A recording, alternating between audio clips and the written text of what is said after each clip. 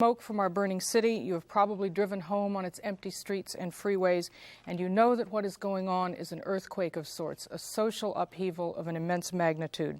The whole world is indeed watching us, and this special edition of Life and Times is intended to reach all the people in your homes and on the street. In the middle of this crisis, this program is intended to appeal to the youth of Los Angeles, to their families, to their grandparents, to their friends, to stop the violence. Raven Martinez is one of the many reporters who's been out on the street covering the youth and what they've been doing. We've all seen what's been happening, but you at ground level. Yeah, since last night, we began at First AME Church. It was an experience which on the one hand was very inspiring. There were a lot of messages calling for peace and for justice at the same time. There were a lot of calls for the police reform, the passage of police reform. But the thing that really got me, in the middle of the choir singing the inspirational music, the journalists up at the front near the pulpit had a row of monitors. And of course, at about 8 o'clock in the middle of the service, in the speeches, those row of monitors near the pulpit were showing fires breaking out all over Los Angeles. And it was gut-wrenching because whatever the message was that was coming from all the great leaders of Los Angeles speaking from the pulpit, it couldn't stop what was already set in motion, the incredible rage that was going out on the streets. A lot of people have talked about, you know, this being a South Central thing or a black thing, but last night we clearly saw that it wasn't just that. Downtown, where I was most of last night, there were mostly youth from all backgrounds, white, black, Filipino, Latino. There were ACT UP activists. There were RCP, the Revolutionary Communist Party. Everyone was out there. There were working class kids, there were rich kids, and everything just fell apart. In the course of 2 hours, the city underwent two tremendous shocks. There was the first one of hearing the verdicts and the general sense of astonishment that these were all acquittals, that there were no guilty verdicts, even against the sergeant in charge of the scene, even against the officer accused of filing a false police report, which compared to the Rodney King tape was like reading a fairy tale. And the second shock sustained a couple of hours later when we saw the first of those fires. On television it was juxtaposed as the First AME Church, and on the other side of the screen, the city beginning to burn up. Right.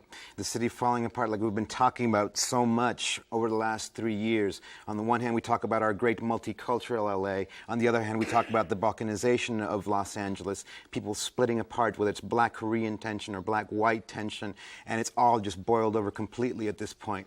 The language that's being used is very interesting. In South Central today, not just in South Central, but in Pico Union as well, in the Latino as well as black communities, I must have heard the term the white man used probably more than I've ever heard it in such a short span of time.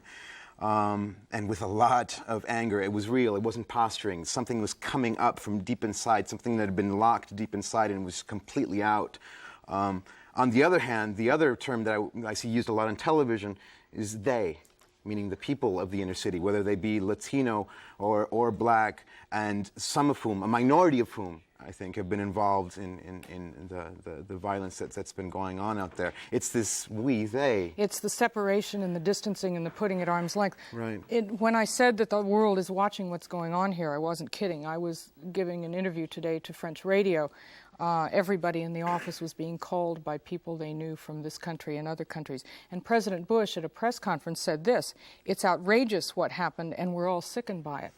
At first I thought he was talking about the verdicts. It turns out he was talking about the rioting and the looting. Had he said both, I think he would have been equally correct in the eyes of many. It doesn't seem like any one leader has been able to strike the perfect note to hold back the force that's been unleashed here. And it's terrifying. And just going out today, seeing places that we all know and love, people that we know and love, being destroyed. Entire neighborhoods are being set back decades, and there's loss of life. The horrible sense of helplessness that I'm sure a lot of people have felt is that nobody has been able to come up with that one word or that phrase or that idea that will hold back what's been set in motion. And you must think Tom Bradley is looking at the city that he has helped to create and feels it falling apart in his hands like so much sand. And in Simi Valley, they're on the defensive. The mayor is saying, this is not Simi Valley's trial. This is not Simi Valley's problem. We have not created it. Only 2 or 3 of the jurors are from Simi Valley. But I think there's a very strong sense of people who are down in the city of Los Angeles, that these are the suburbs where people have fled to get away from the they that you're talking about. There is no we or they right now. The violence is spread all over the inner city and into Hollywood. We're at the KCT studios in East Hollywood, and there was looting right outside. It's everywhere. It cannot be we or they anymore. It is all of us together. The other thing that I also wanted to comment upon is that we have had a lot of good Samaritans. I've seen all kinds of people on the street helping each other. In Pico Union today, a Korean store, a furniture store went up, and Latino neighbors manned the hoses. There's not been enough, fire trucks to go around, obviously, and so people have come together. We're going to go and take a look at a tape right now. We're talking about a situation in which our youth, perhaps more than any other segment of Los Angeles society, have been involved in. It's a situation in which the youth have the most to lose, and perhaps the youth can help us not lose so much. So we're going to look at the reaction from the youth of Los Angeles on this tape. Let's roll it.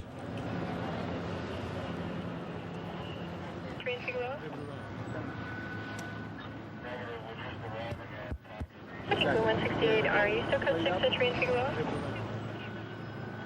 They done had to go burning up everything to show where we was coming from, but then again, that wasn't right for them. I don't think the Rodney King trial was right. I think they should have proven them cops guilty. But then again, the black people shouldn't go terrorizing everything like they did. I don't think that's right either. We're gonna make this thing work out. I hope so. We just gotta reach our kids, man. We gotta reach our kids, let them know there's a way to do it.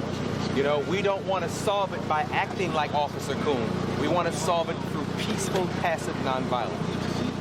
What are you doing today?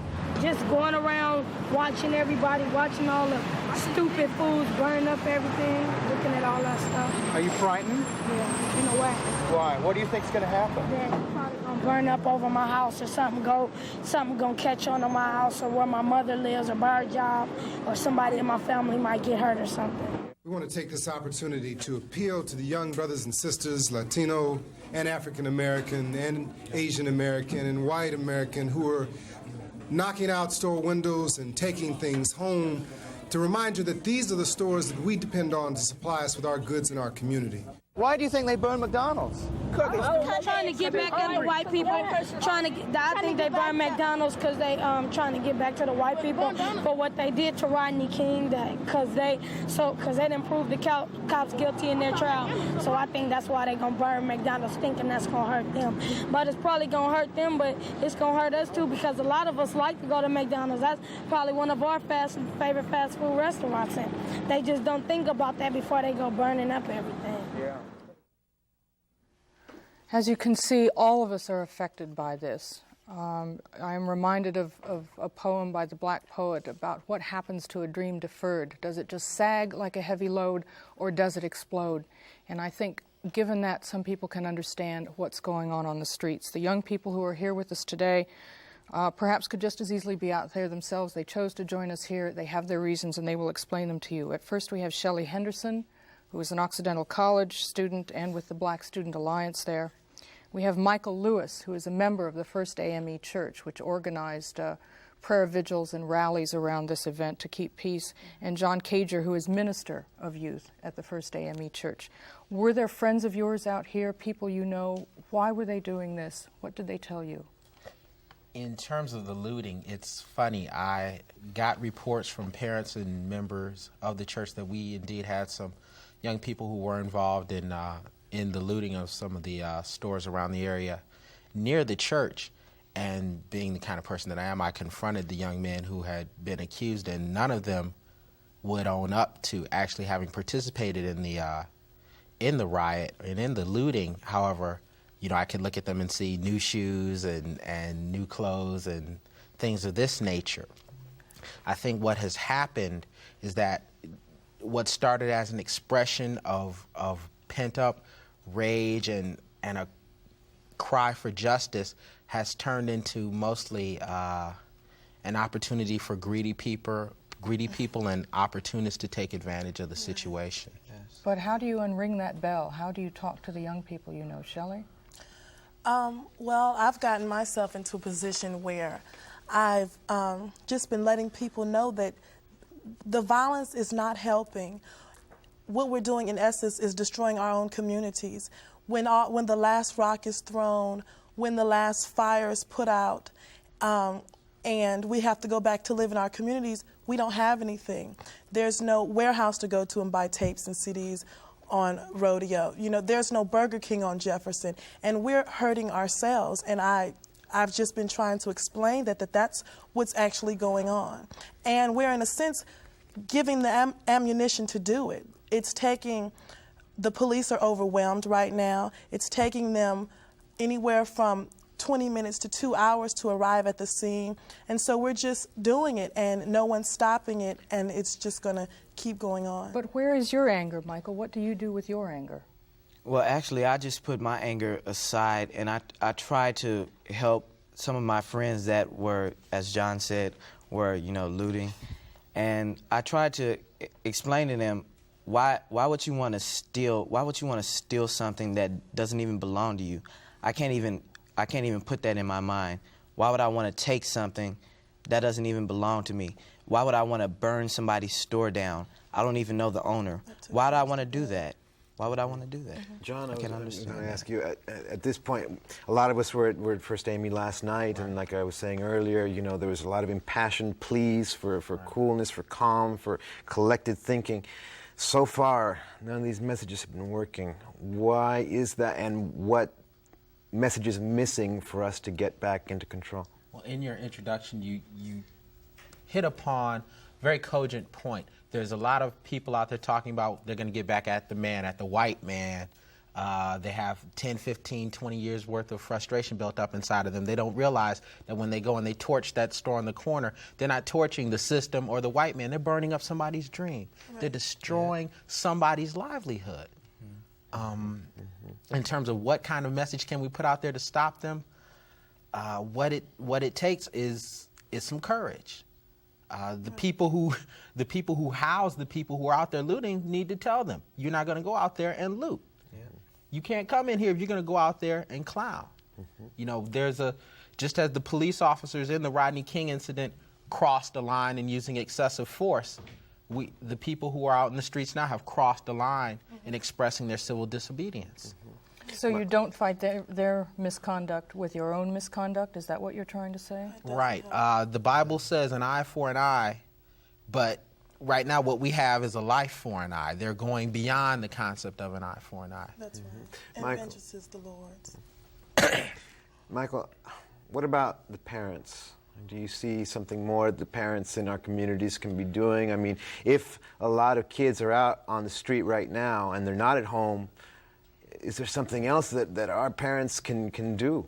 Well, I think that the parents should keep their children in the house, because I don't see what a person my age could be doing out at this time of night anyway. They should be at home watching TV, doing something constructive.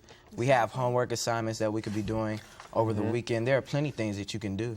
Exactly. I mean, you can rent a movie just to stay out of trouble, because it doesn't make sense, like I said before, to go out and burn somebody's store. And that's in your neighborhood. You're making your own neighborhood look bad.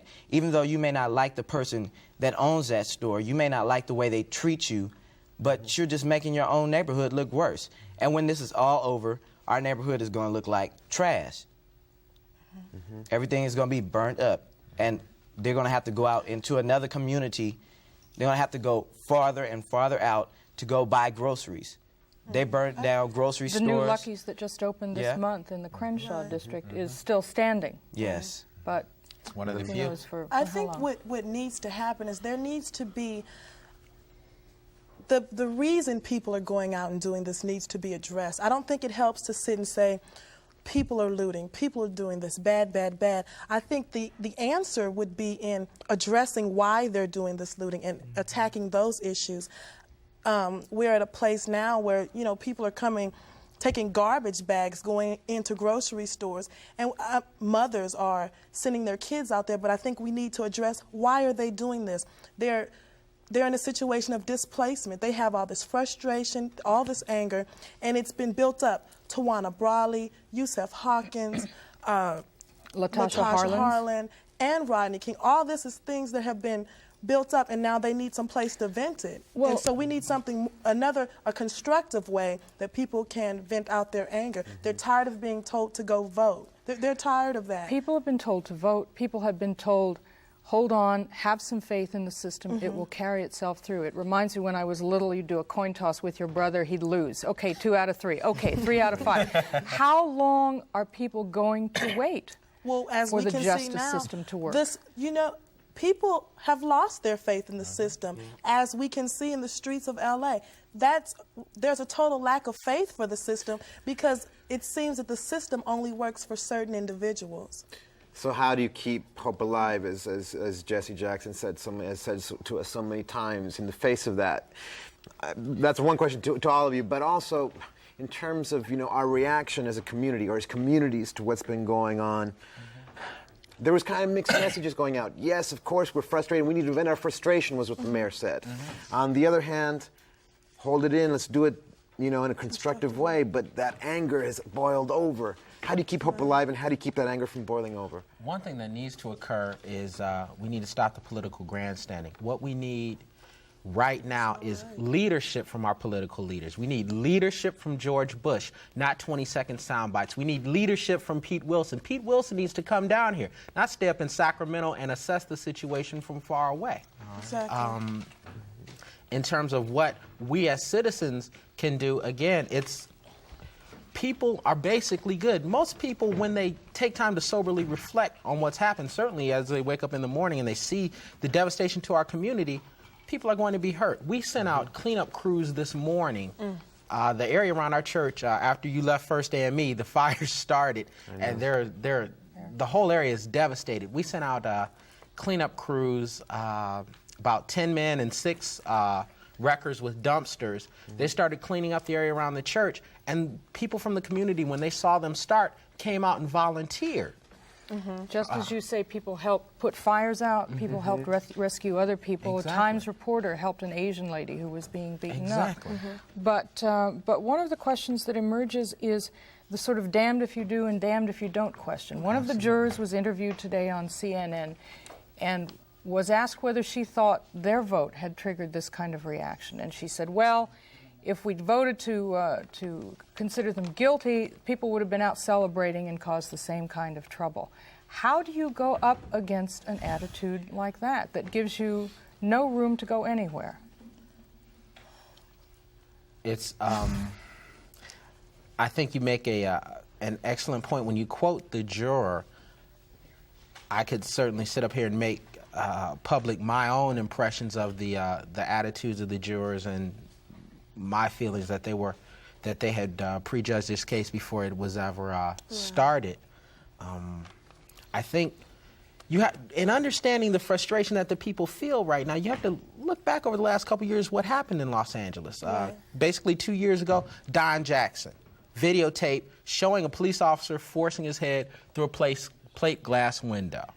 The officer was acquitted. They have videotape, Korean grocer, shooting Latasha Harlins, murdering Latasha Harlins, shooting her in the back of the head.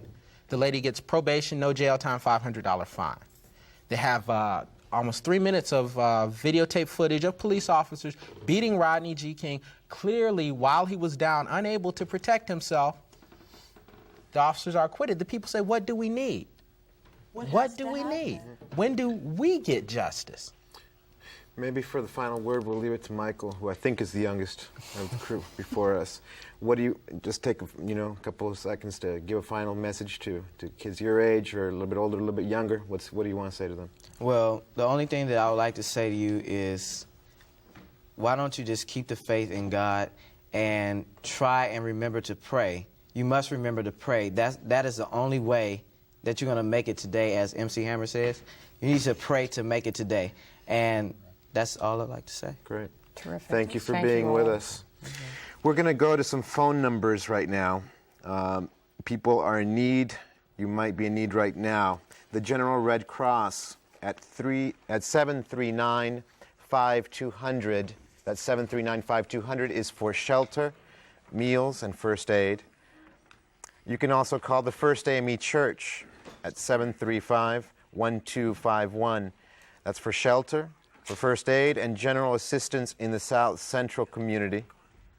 There's also a Red Cross station at the First AME Church, which is located at 2270 South Harvard Avenue. That's 2270 South Harvard Avenue near Adams. And finally, there is the Los Angeles Relief Referral Service at 686-0950.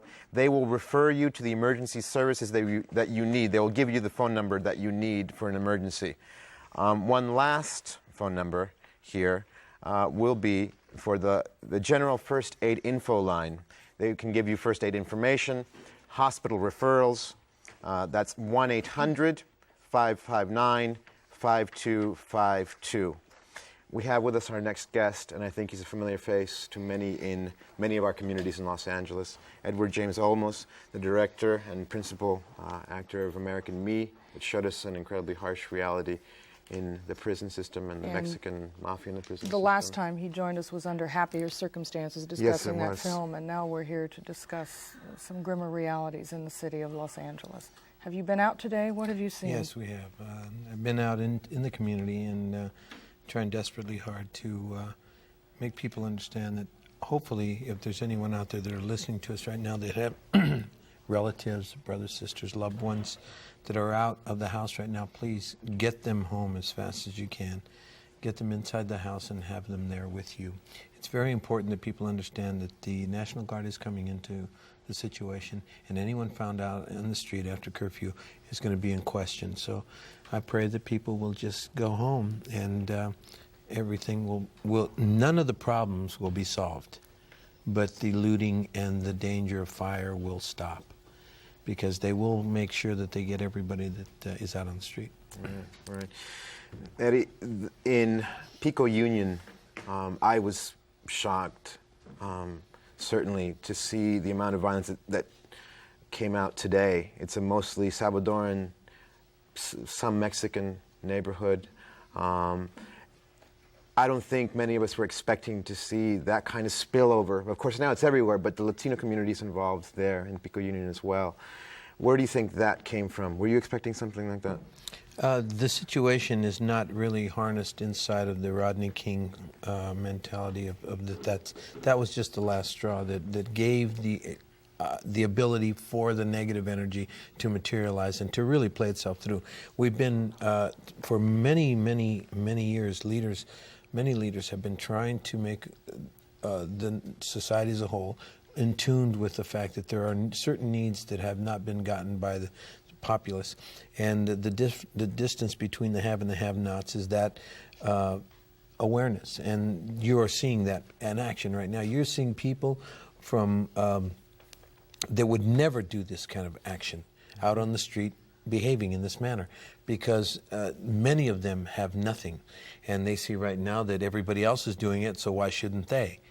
And they go ahead, and those that started it into the negative, which were, most of them were just very frustrated and very angry people, but they were also with the intent in mind of saying this is a great opportunity to make this kind of a move, and that is what has happened, and we see it a lot. And it's been funny because this is a truth that is hard for a lot of people to understand. The behavior that is being exhibited right now, which is one of violence, one of vigilantism, one of at the same time self satisfaction of saying, I'm going to do this for me now. I'm tired. I can't take it anymore. This is it. This is for me. And they get together in a mass and they go out and do something negative. And everybody remembers very well the Boston Tea Party and how wonderful that felt after it was over, because they really took the initiative in their own hands. Well, welcome to the Boston Tea Party 1992 style. This is a revolution.